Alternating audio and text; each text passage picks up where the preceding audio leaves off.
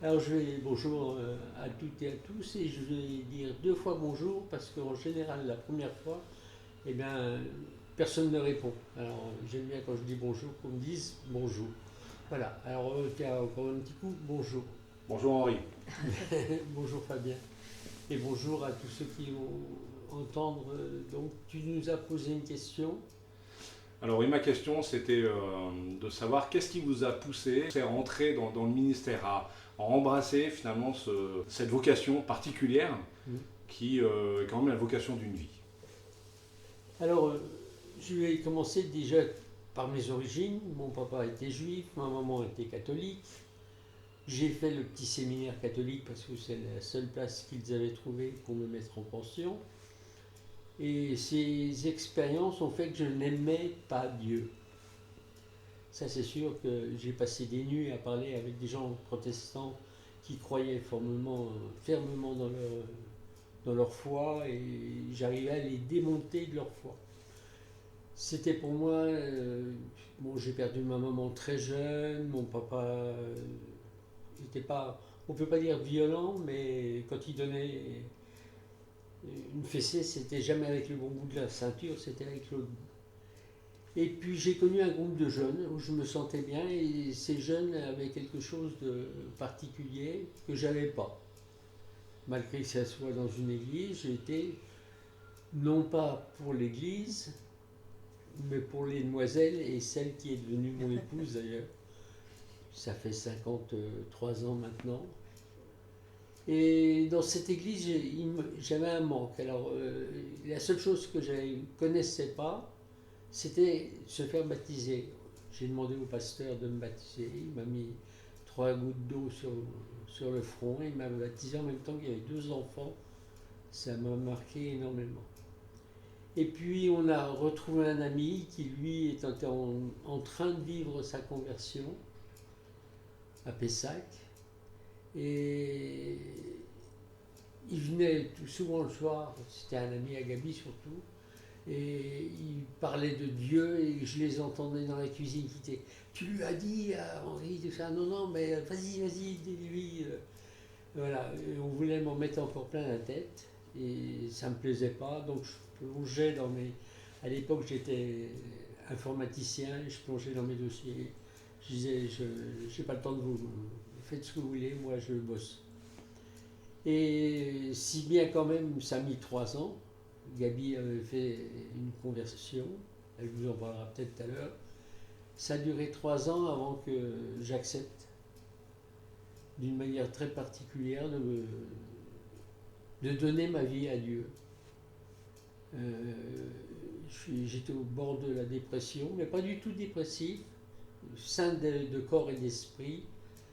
Et c'était l'année où ça a commencé, où il y a eu une crise, la première crise euh, financière, pétrolière, etc. Je me suis retrouvé pour la première fois sans travail et personne ne voulait m'embaucher. Alors ça, c'était terrible, l'orgueil. Hein.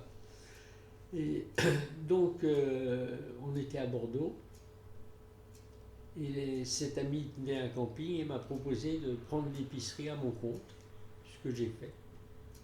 Et puis cette année-là, juste avant la saison, ils ont parlé de baptême, et puis tous les deux, on trouvait que c'était chouette de se faire baptiser juste avant la saison. Et là, les ennuis ont commencé.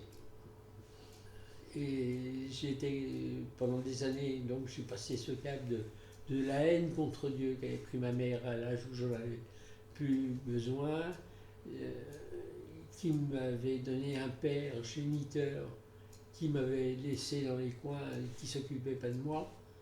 Il y a une chanson de Brel qui dit les tantes Jeanne. J'en ai eu beaucoup de tantes Jeanne et j'en ai. Et quand elle me disait quand mon père me disait le matin, tu peux les appeler maman, je crois que j'aurais eu un fusil, j'aurais tiré dans la tente et dans mon père. Enfin, bon, ça c'était une parenthèse. Et on avait décidé donc de se faire baptiser et il s'est passé 2 choses. La première, c'est que le matin du baptême, un vieux chrétien, je dirais ses origines, passe et me traite de faux prophète. Alors je peux vous dire que même prophète, je ne savais pas ce que ça voulait dire. Donc j'étais voir notre ami et puis je lui ai dit, tu sais, je me fais pas baptiser, vous êtes dingue, vous êtes pire que les sectes, tout ça, non, non. Et il me dit, mais tu te fais baptiser pour qui? Pour les autres ou pour toi? C'était le premier tilt. Le deuxième, c'est quand j'avais de l'eau jusqu'à la ceinture, avec lui, à côté de moi, et il me dit, pourquoi tu veux te faire baptiser? Alors là, j'ai dit, c'est pas du jeu parce que c'était pas préparé, il y avait pas... Pourquoi cette question? Et je m'entends dire, pour servir Dieu. Qu'est-ce que j'avais pas dit? Et là, Dieu m'emmenait dans les chemins, comment je peux dire? Déjà, il fallait me former. Pour ceux qui me connaissent, bon, c'est vrai que j'ai un caractère entier, beaucoup ne l'aiment pas, mais ça fait rien, moi j'aime bien mon caractère, Dieu s'en sert, et il a fallu me former, et pour me former, il fallait briser tout ce qui faisait ma vie. À l'époque, je travaillais dans l'informatique, je gagnais quand même bien ma vie, hein. Plus que maintenant je la gagne. Et Dieu a tout repris. Il a repris la maison qu'on louait. Après lui avoir donné ma vie, il a repris la maison. On s'est retrouvés sans travail. Et pendant 1 an, on a vécu chez mes beaux-parents, à leur crochet. C'est atroce. Pour moi, ça a été... J'aimais beaucoup mon beau-père, beaucoup ma belle-mère. Mais quand vous avez 30 ans et que vous vous faites nourrir par vos beaux-parents, c'est pas normal. L'homme est fait pour travailler, pour vivre, pour gagner sa vie, gagner la vie de sa famille. Et c'est des années où Dieu m'a formé terriblement.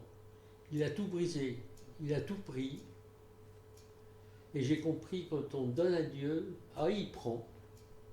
Il ne faut pas parler à Dieu à la légère et il ne faut pas prendre sa parole non plus à la légère.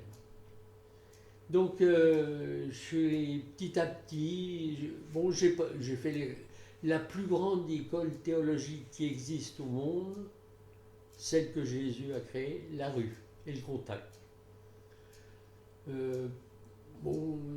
Après, j'ai fait une formation théologique avec un homme que j'aimais beaucoup, Robert Somerville.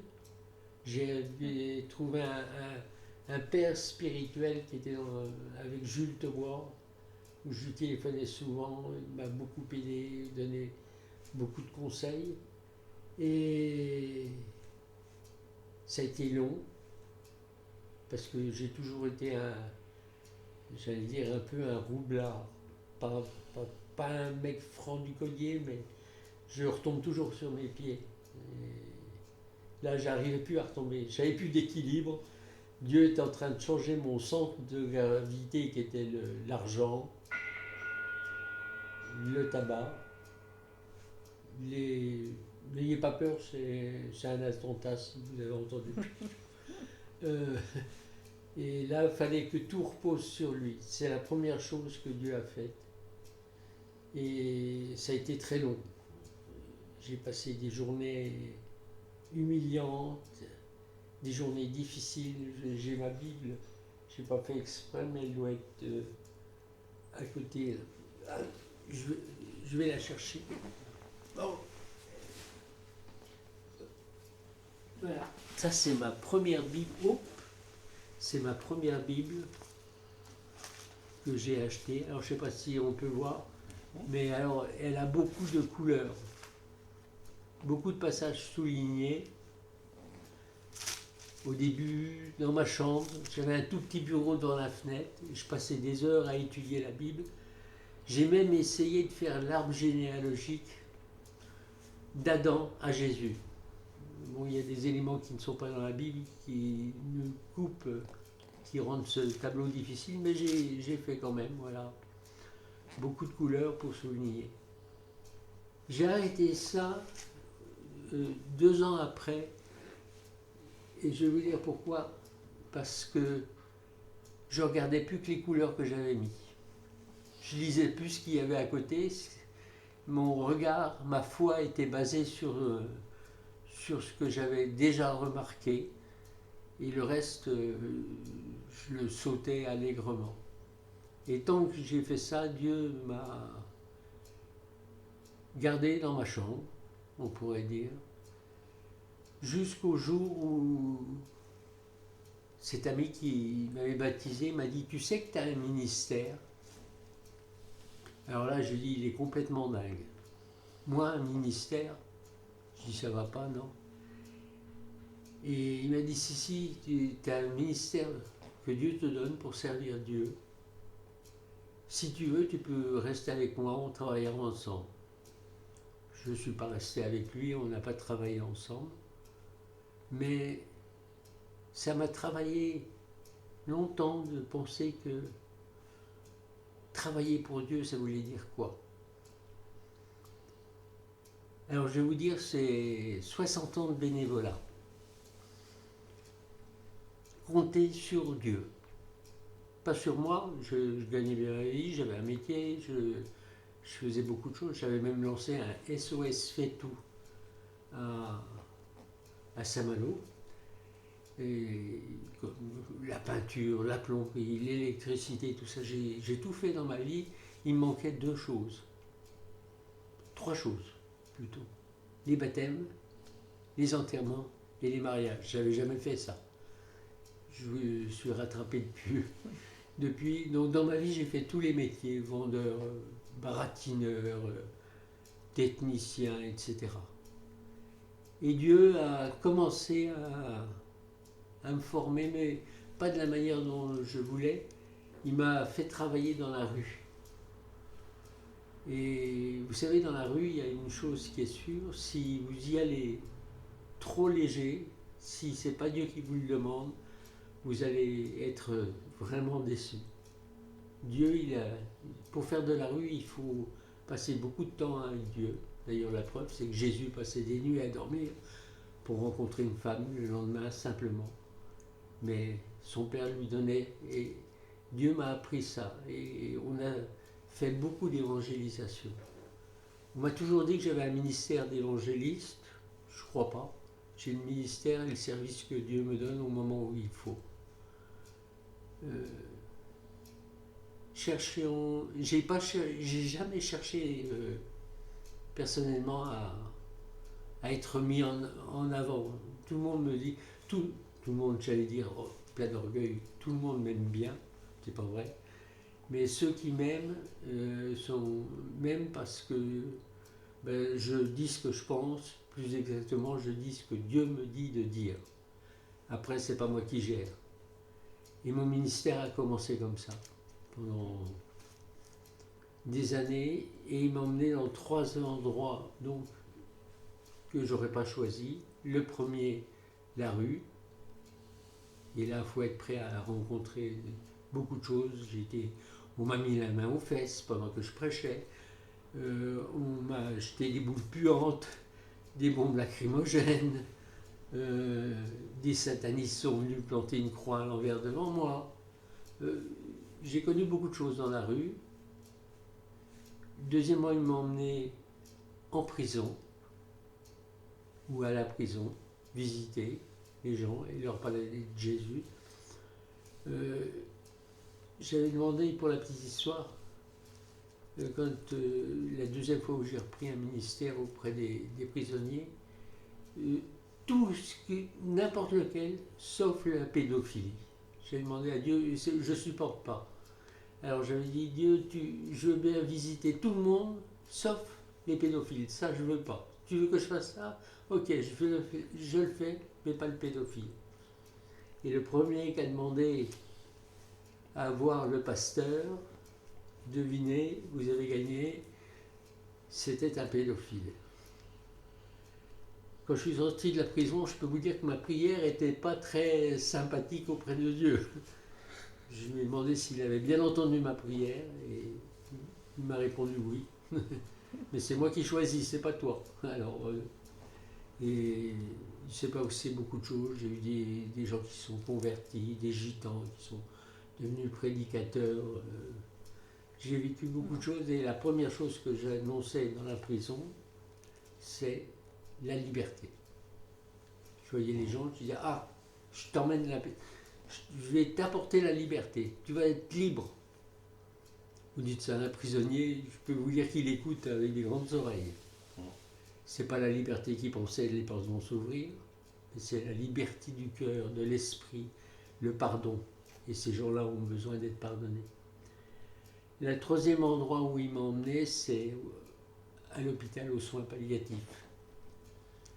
Là, j'ai vécu des choses extraordinaires que je garde pour moi. J'ai fait ça pendant 1 an, 2 ans. 2 ans à peu près. J'ai arrêté parce que c'était trop attachant et Dieu ne voulait pas que je reste confiné dans ce ministère-là. Et puis pour finir, il y a un endroit où il m'a amené, où alors là, si on me l'avait dit au départ que je finirais comme ça, j'aurais dit, là c'est impossible. Il m'a emmené comme aumônier aux armées. Et je suis plutôt antimilitariste que militaire. J'ai fait de la prison beaucoup à l'armée, pas pour visiter les autres, mais en tant que prisonnier. Voilà toute la vie. Je crois que pourquoi j'ai répondu à ce ministère, à cet appel de Dieu, parce que j'avais un manque au fond du cœur, et seul Dieu pouvait me l'apporter.